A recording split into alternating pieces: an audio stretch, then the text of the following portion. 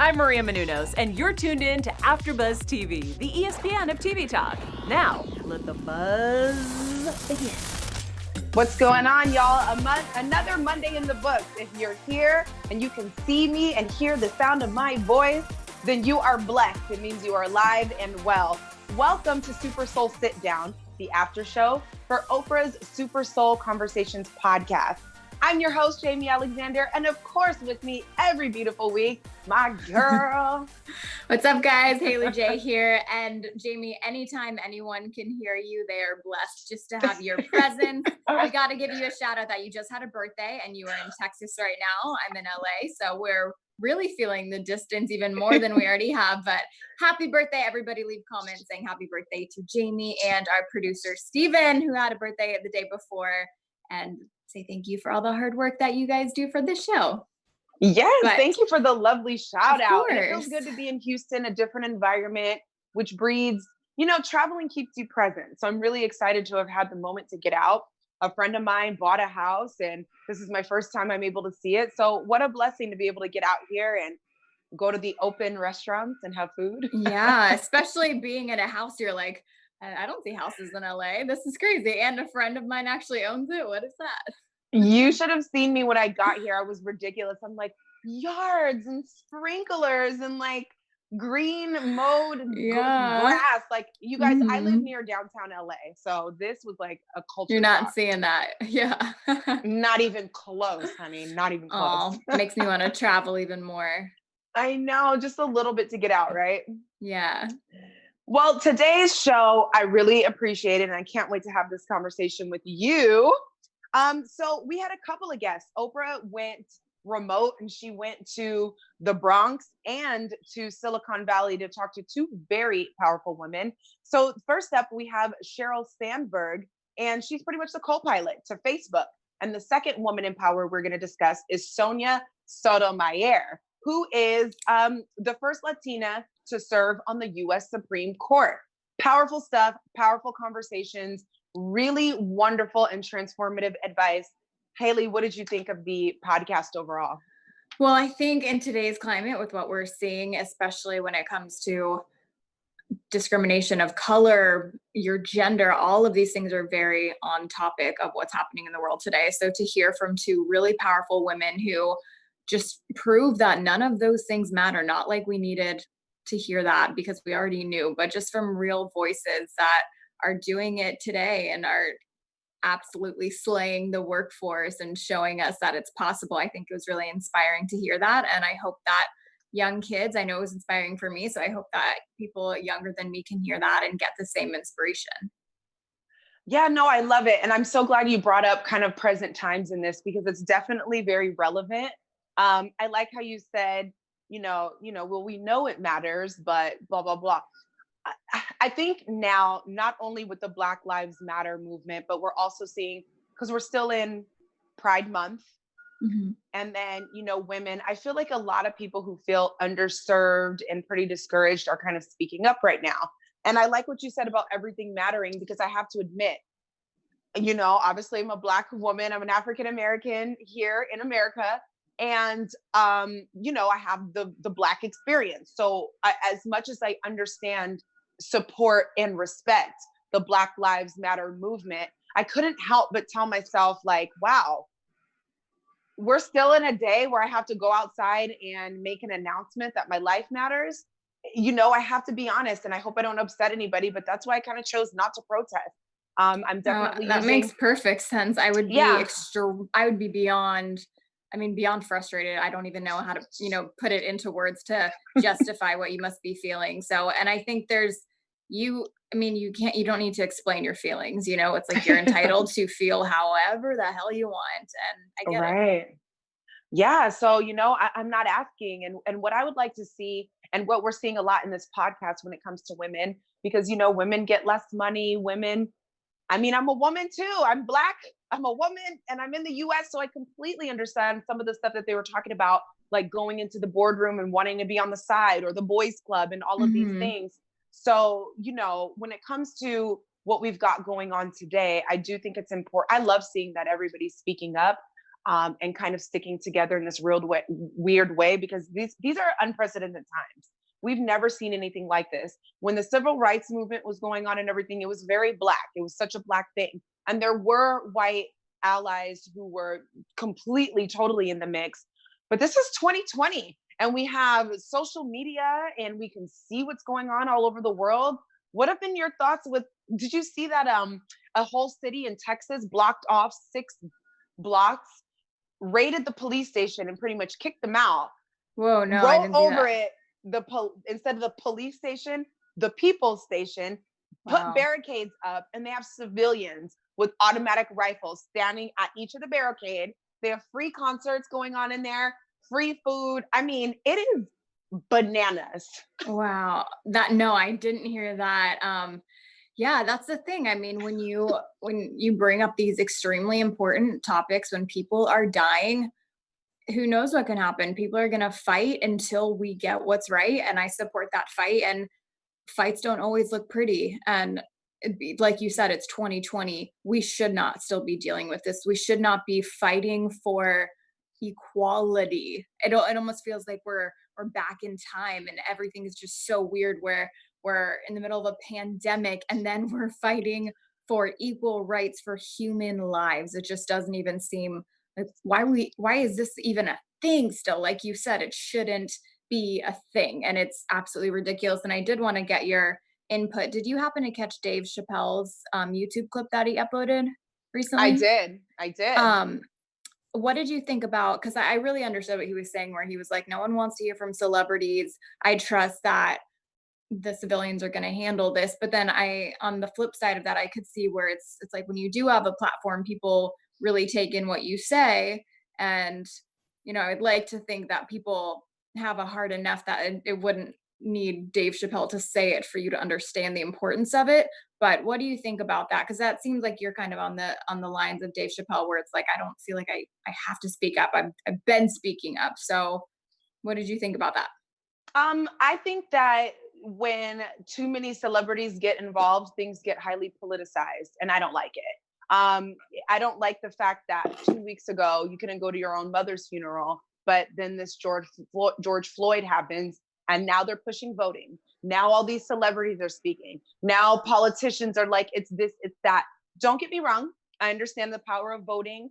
I understand the power of having a voice and a platform. However, I can't really disagree. This is a civilian matter. And if you want to use your platform, I get it, use it. But yeah, most Black folks are tired. 1, 2, how does a celebrity use their platform without this becoming political? I don't like when politics are involved.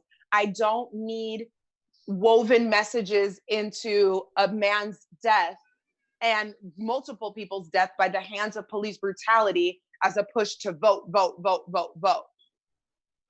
And it blows my mind. I don't like the way it feels. Something in my spirit is not comfortable with it. This is not for political gain. And that's what we need to stop in this country, if you ask me.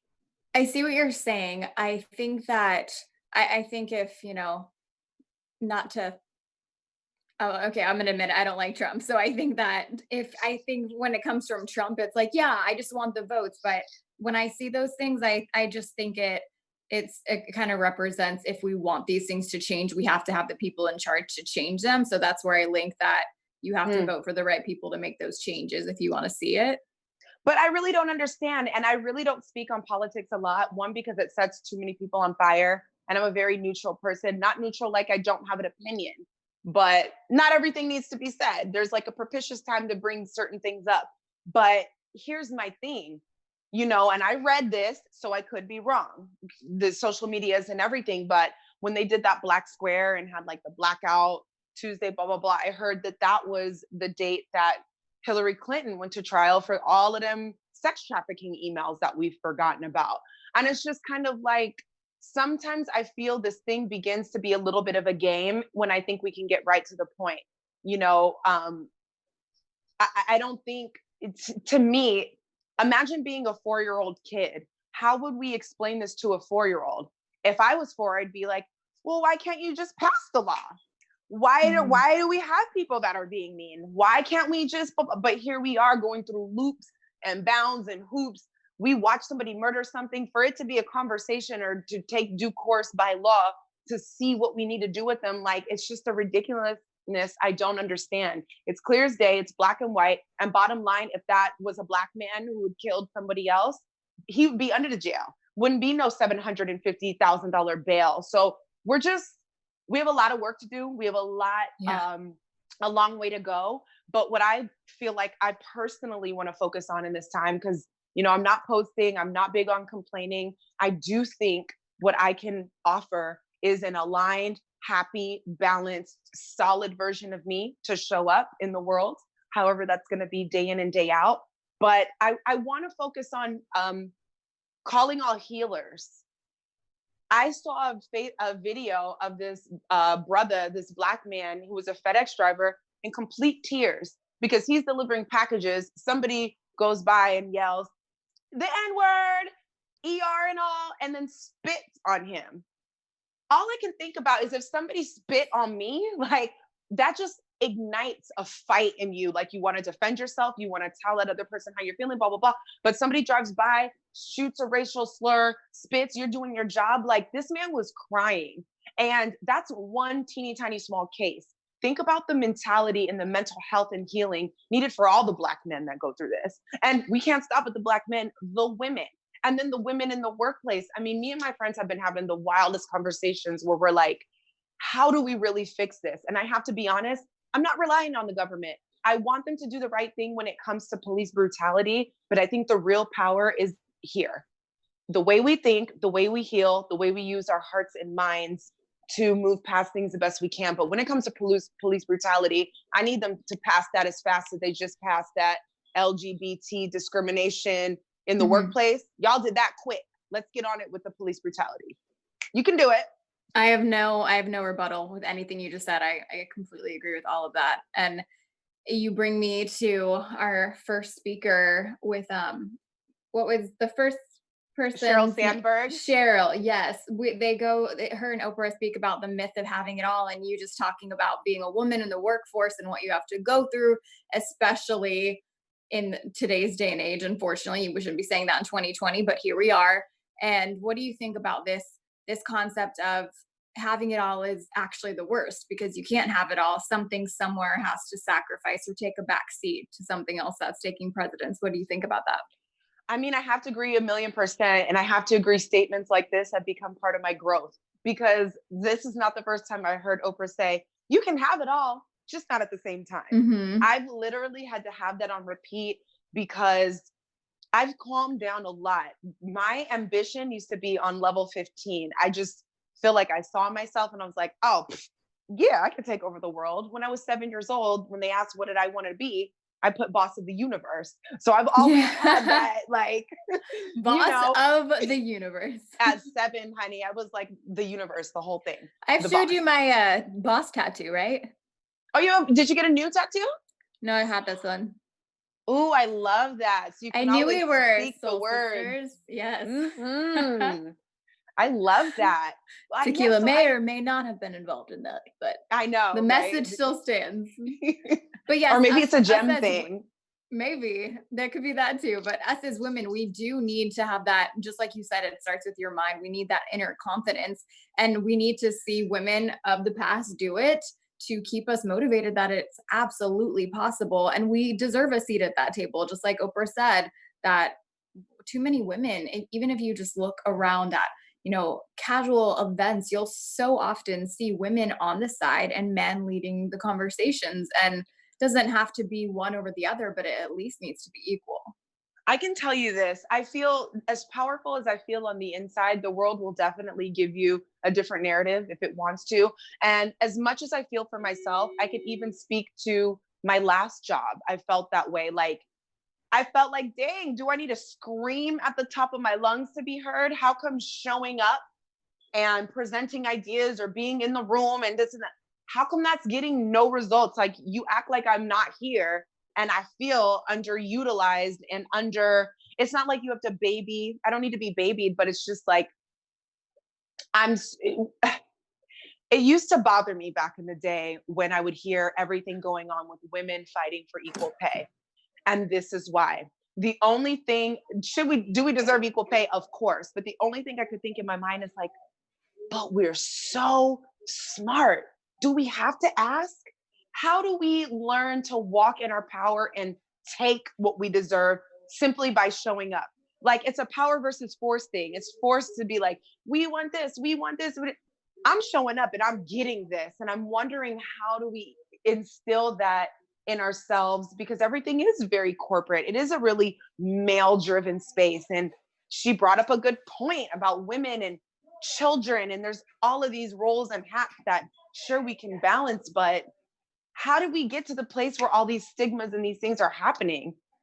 Well, I think that's the hard part, because what happens when we do show up with that confidence, we have that power suit on, we feel amazing, we know we're capable of getting that position, we're more than qualified, and for whatever reason, the white man gets the job, the whoever friend who's not qualified gets the job. There's just, unfortunately, a lot of shady stuff that goes on in companies, and I think that's where women are forced, and people of color are forced to hit these walls, because it almost seems like I'm doing everything right, and then I get to Correct. these blocks, and how am I supposed to fight with a huge corporation? And I think that she says that we have to encourage women to lead, and I think the more strong, and I mean, there's power in numbers, right? So the more strong Yes. female leads we see, and the more, that's why, to me, and I think we are seeing change with this, with as far as girls supporting other girls, I think that is one of the most powerful, beautiful things we can do, because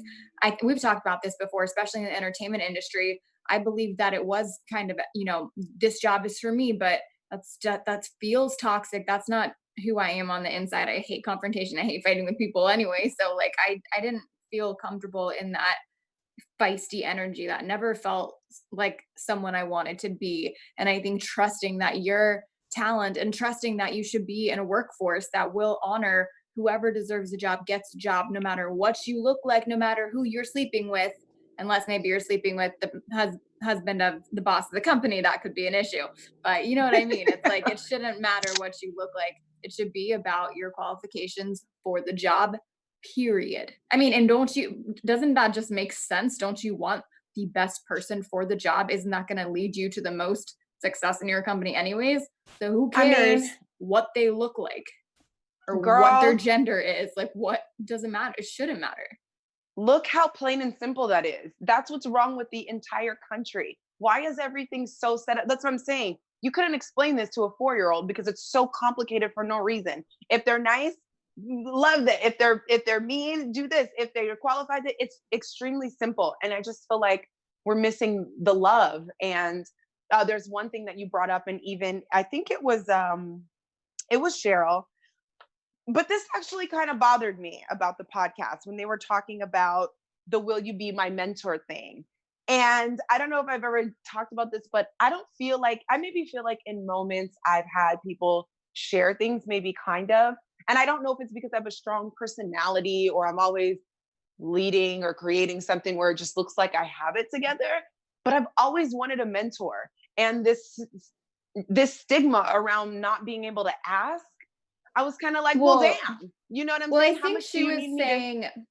I think she was just saying, don't go up to someone you don't really know and ask for the mentor. She was saying that the way you get a mentor is by asking them something really intelligent to show that you're actually paying attention, or just do the work. Don't just say like, hey, can we meet for a coffee? Let me pick your Of brain. course. But to say, I've been following you. I can offer you this. I see where you're lacking. This is how I can help. So maybe I just took that as, you can ask for a mentor. You can absolutely ask someone to help you go in the direction you want, but how are you going to be different than 100 other people that want them to be their mentor too? I mean, I don't know, because again, you brought up that thing where women, we really need to stick together. And I make myself available. Anybody that wants to know anything, I make myself available, because anything that I've learned, I want the next woman to get.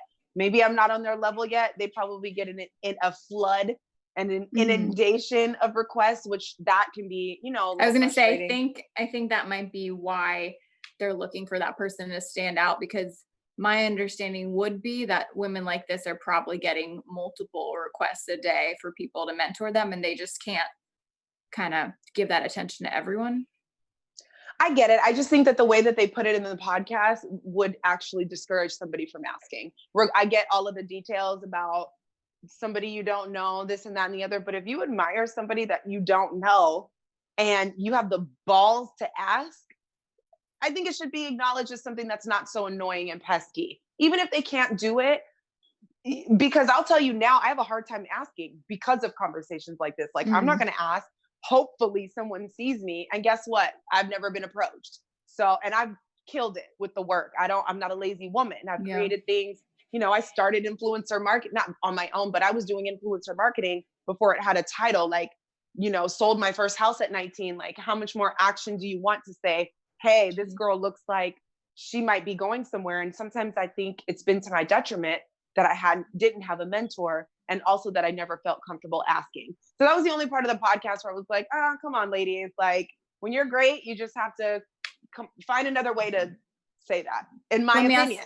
Let me ask you this. Why don't you think you ever felt comfortable asking? Well, just kind of like what they said in the podcast, like, because it's like, oh, so did I not ask an interesting enough question? Is what I've accomplished so far not enough?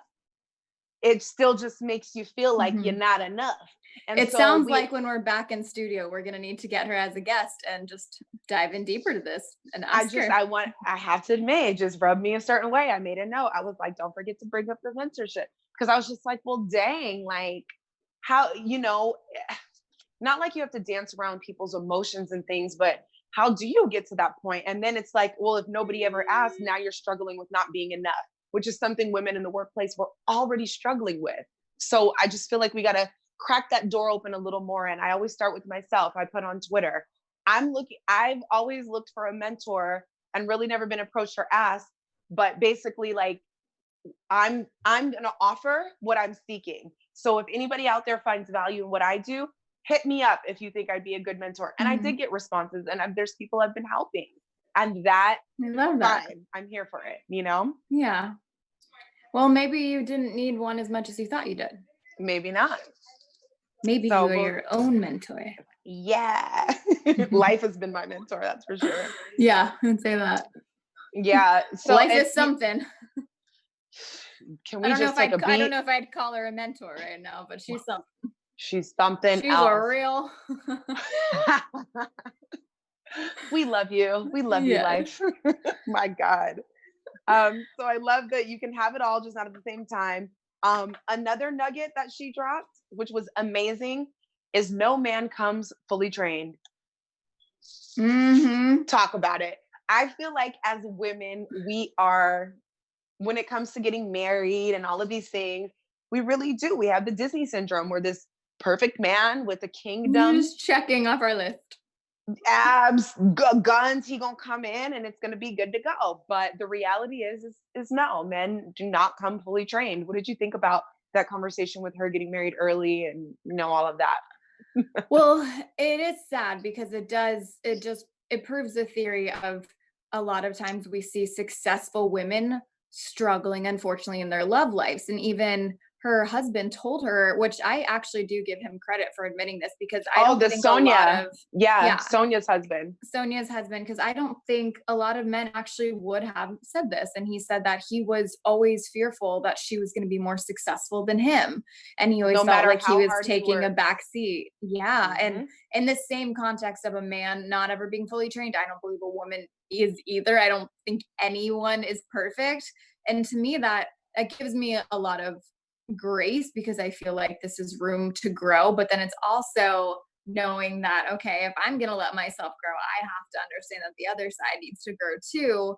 And can we grow together is the question. Can we make it work as a couple versus, you know what I mean, just growing and going your separate ways. But yeah, I agree. It ties back into the, can you have it all at once thing? Because if you're so focused on your work, then sometimes, unfortunately, that means you're taking attention away from your partner. And if you're so blissfully happy and living life in your personal life, then your professional life suffers. So it can be a very difficult balancing act. And that's outside of children. That's just between the relationships. So add a child onto that, then that's a whole other factor.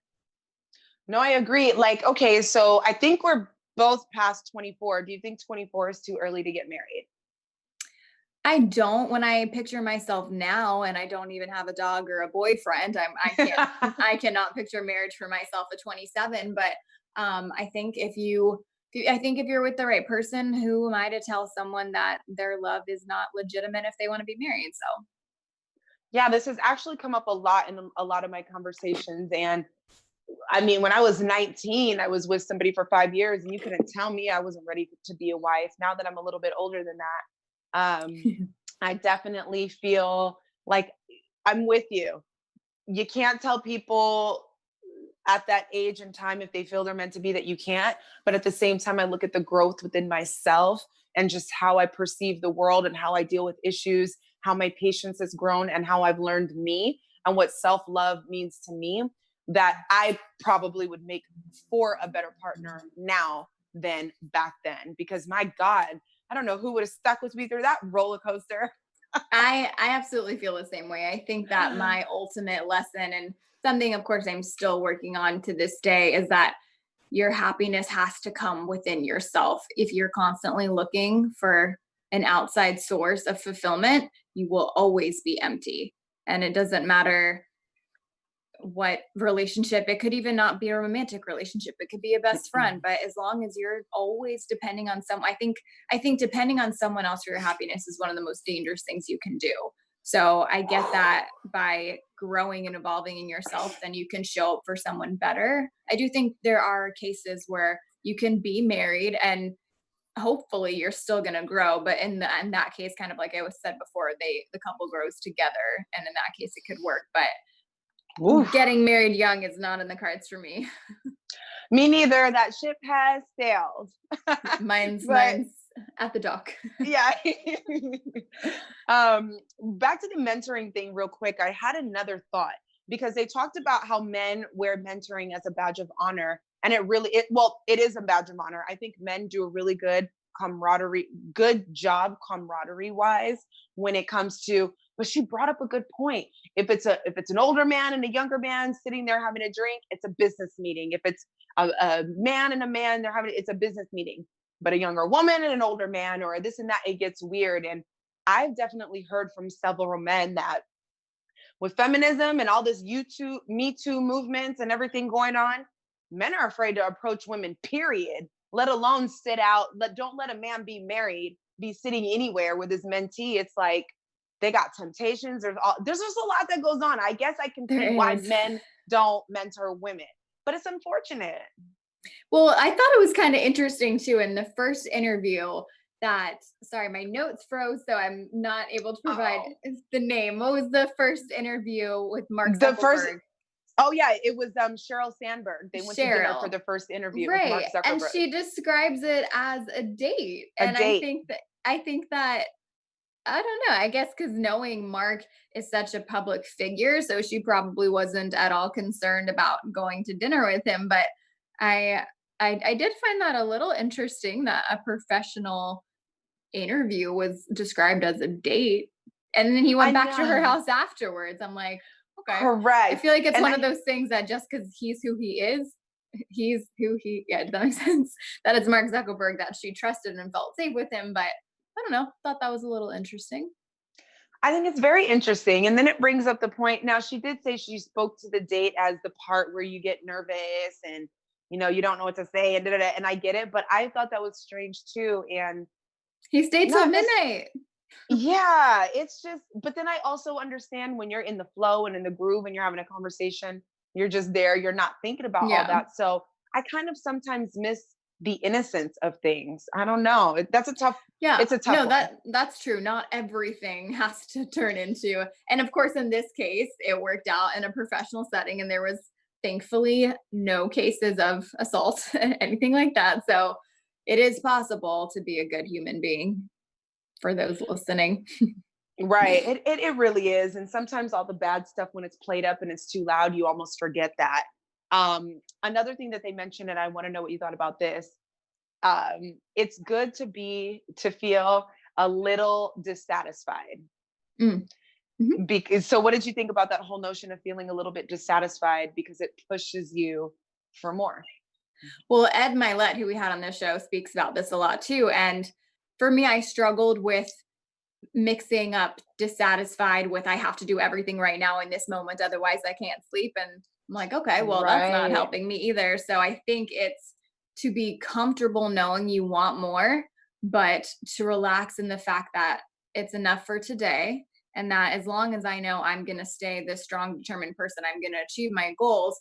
But it's also okay and mentally healthy to pace things out. So I think it's always having that end goal, but by breaking them down in increments to the fact that, I do believe mental health is extremely important. And when I'm so focused on something that I start to get physically sick or I'm not happy and I'm so stressed, then I have to ask myself, what am I fighting for if this is what I'm facing? So I've just noticed that maybe you don't check off every single thing on your list, but you know what? You got to trust that I wasn't supposed to do that today. I'm doing the best I can.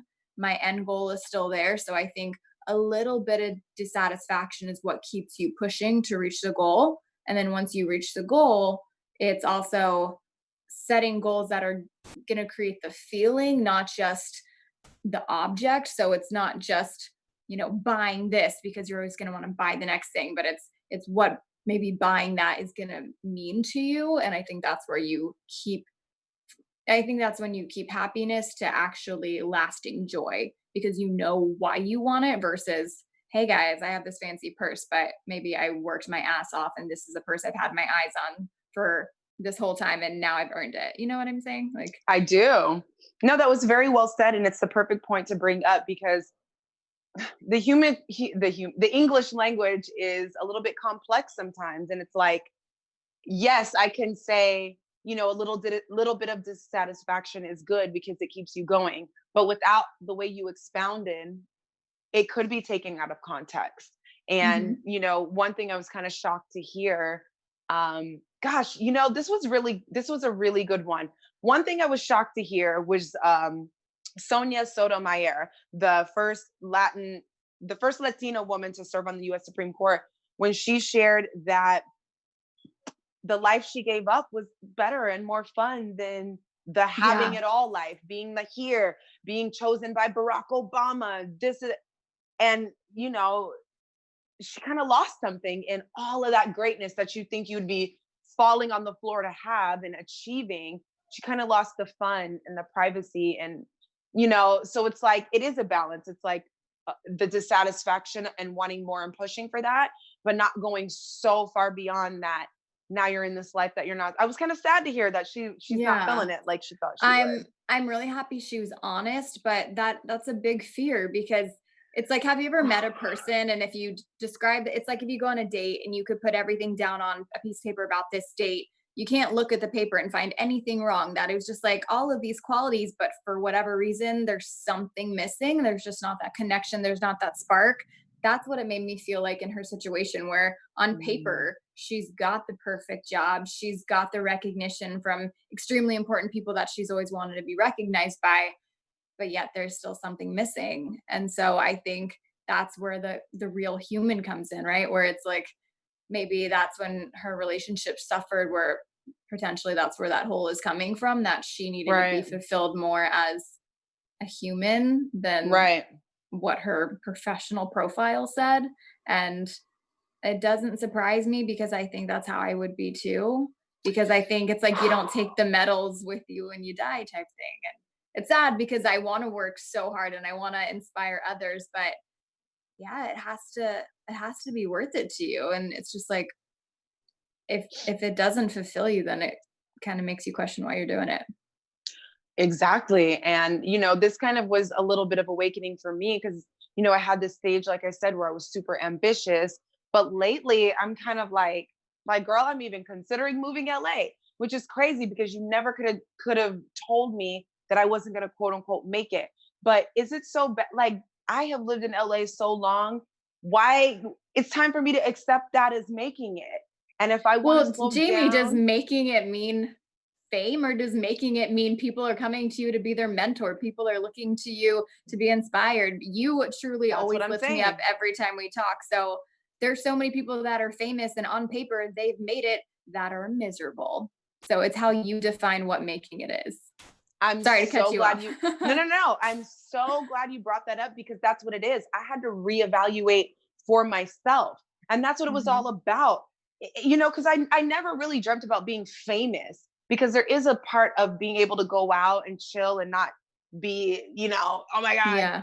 Think that you fame is have. cool for about 10 minutes and then you're like, oh God. Yeah, you know, it can just be a mess. But my goal was always to inspire. And I was like, oh, well, if I have this platform, I can help with this, that, and the other. And I had to come to terms with that. Like, girl, but you're doing it. Like, you're literally actually successful. The questions you get, the feedback you get, the people who want to be connected, the way you get to share is everything you asked for. Yeah. So, do you know how much more freedom I found in being able to change my perspective? Like, your walk doesn't have to look like everyone else's, and it And can you've just made get some intense. incredibly bold decisions with just even leaving the job that you weren't happy with. I can see it in your energy, how much lighter you seem and happier. And you made that change all for you. And it's no looking back. And it's funny, it just hit me that we have obviously so many problems with society, and we're seeing so many huge holes in the system. So Oof. why, if we're questioning all these things that are wrong, so why not question this idea that success equals fame? It doesn't. Why not It question that doesn't. too? Because we believe Throw that it because in that's there. what we've been told. But That's what I'm saying. who says that? It gets confusing because even when you said, "Oh, celebrities using their platform for this and that," that's cool, but you don't have to be a celebrity to have a platform. You can Mhm. have 1,200 followers, but if you're talking to the hearts of 1,000 of them, you are winning. It's not about the numbers. It's not about the cameras, this and that. And so it really is our perspective. And I hope that my life can be an example that people can do it. You can leave the job. If somebody's not respecting you, you can bounce. You're allowed to be in your feelings. You're allowed to have your moment. You're allowed to think more of yourself. You're not being appreciated where you are. Bounce. That's Yeah. what they were talking about women being afraid and that the revolution is being stalled because we be afraid to make moves when really life is impermanent. We can make babies. So you don't think that if our entire bodies are designed to bounce back, that we can't do so from a Oh, job? that part. Yeah, I mean, So it's just, if there's one thing 2020 has taught us, it's just that life is so unpredictable. Life is all over the place. Life is making me question everything and challenging so many things I thought I knew and trusted in. And yeah, on one hand, as scary as it all is, it's almost freeing in the sense that I don't feel like I'm so trapped anymore, where it doesn't feel like I can't make mistakes, because man, this whole life is a mistake right now. So I'm just gonna do the like best I can, and I trust in I'm learning more to trust in myself and my own energy, and that every little detail of every little day just isn't that important. You just got to do the best you can. You got to go with the flow. I've done a lot better with not looking at the time every 2 seconds and just letting life happen. And as long as I know I'm trying my best, that's got to be enough for today. And I'll keep the bigger goal in mind, but just baby steps. yeah, I'm so glad to hear you say that. And I hope you know how powerful and empowering that is. Cause that, you know, 6 months ago when we started that, I don't know if you would have said it like you would have today. And it's just showing how much we evolve and how we're evolving as a people. And really, oh, in my opinion, over any protesting or any requests or any our own self mastery and the way we are good stewards over our minds, energy, and emotions. That I believe strongly that's the change that we want to see. That is what's going to harmoniously push out what doesn't fit and usher in what does, because you can't fool and trick and play with and kill people who've got it together in a certain kind of way.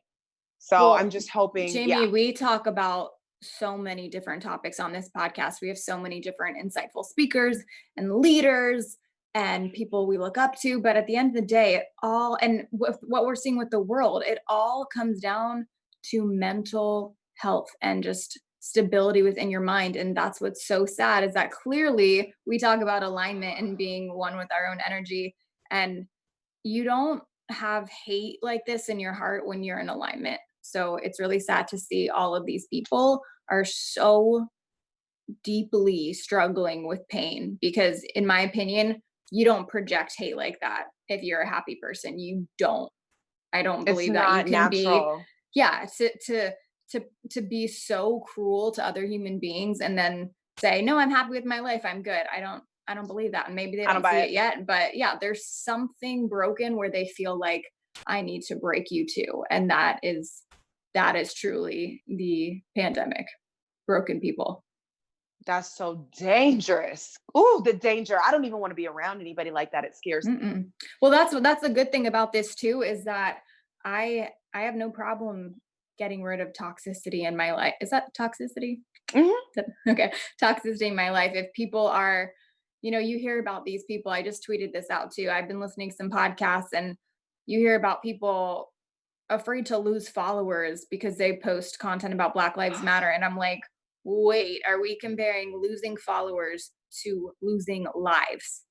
Like a whole life, That's not though. a comparison. Yeah. Like, I don't care about a follower on Instagram or Twitter when That hasn't people, even been around a decade. Has Instagram been right. around barely 10 years now? Yeah, like let's not get so caught up in things that just don't matter, and let's focus on what does matter. And I'm happy that my circle of friends, the people I've chosen in my life, there hasn't been a single hesitation of, are we on the same page? We just are. And I do feel like that's the life that we created for ourselves, because we start to just connect with those energies. So it's not that hard to find people like that, because you just, when you know who you are, you know who You you want to attract be it. around you. And Mhm. bye to those that not everyone's going to get along, and that's life, but we have the power to choose who we want to be in our lives. I mean, I love it. This conversation blessed me. As always, definitely glad we got to have it.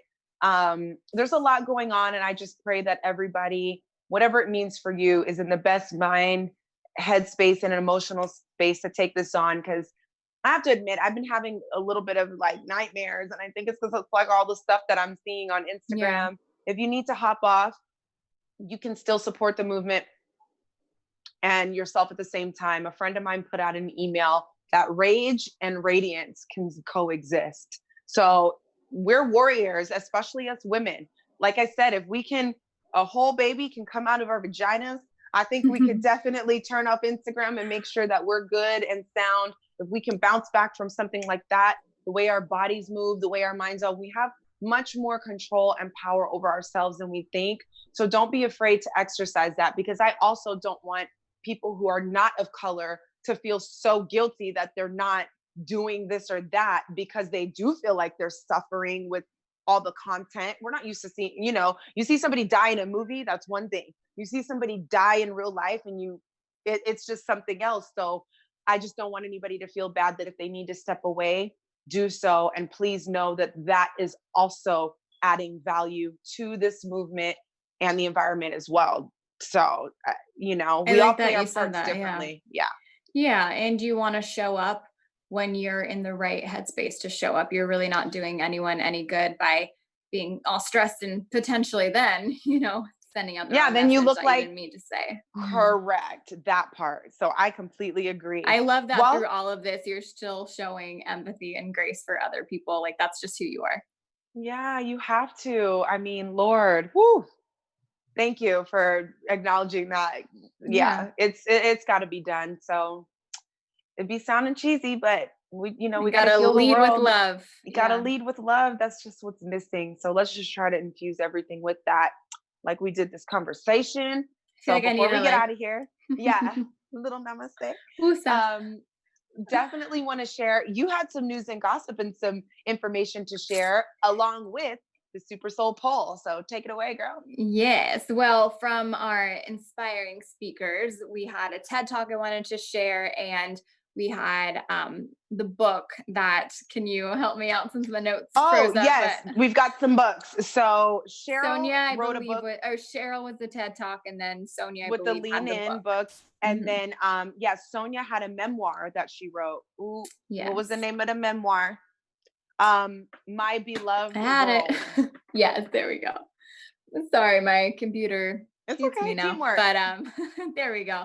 But yeah, we wanted to link those for the viewers so they can go check them out. And TED Talks are just so inspiring. You can really dive in deep to those. And then as far as the poll, I actually just shared a video where they bring up the concept of, what would you do if you weren't afraid, if you didn't have any limitations, just what are the things you would go for? And I asked people to respond, and a lot of them were just wanting, I had a girl named Morgan responded, and she said that she would just like to sing more in public and just not be so afraid of what people thought. And it's funny, I used to be really shy to sing in public, and now I'm just like, whatever. It's a form of expression. It's weird that we talk every day, but for some reason, putting a melody behind it, it's this whole nerve-wracking thing. But Because yeah, people are just judgy. people are judgy, but you know what? People are always going to judge. So and then we had a girl named Rochelle say that she actually met one of her goals was to move to a completely new city, but she just wanted to go skydiving and be more daring and adventurous. And then another friend, Whew. Rochelle, she told me that she's really been pushing herself to actually get online and publish her writings and her blogs. And I hit her with a little tough love.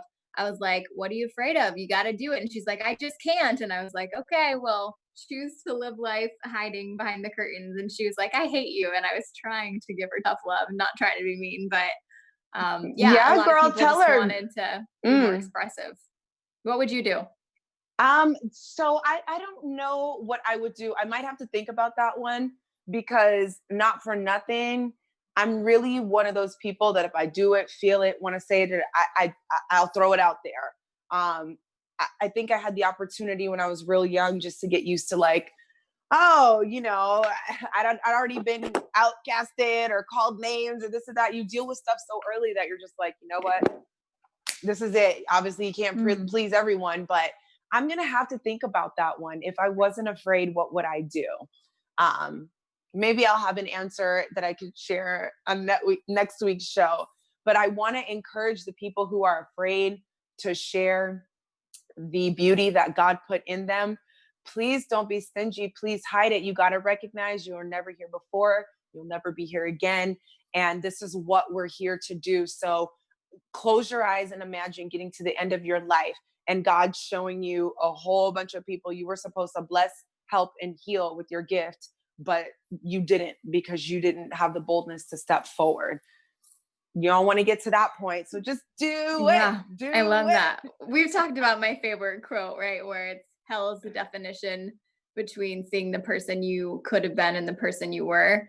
And that gives me chills every time because Every time. I have to be the person I'm supposed to be. I can't see what my life could have been and know that I was the reason I didn't get there. I Hell have no. to. Hell no. I Hell have to. no. I'm obsessed with the idea. So I am with I'm you, girl. obsessed with success. I'm Just kidding. Yeah, obsessed no. with it. Personal success, whatever that means. Yeah. But yeah, this is all we got. Like we be living like we got more and we don't. You're right. We do live like we have more. Oh, tomorrow. Oh, next week. And then they go, like, no. Not to say again that you got to rush everything and throw it all I in know one it's pot like, and so exhaust let's yourself. eat the cake tonight. Let's spend all the money. But yeah, finding that I love balance cake and money. yeah.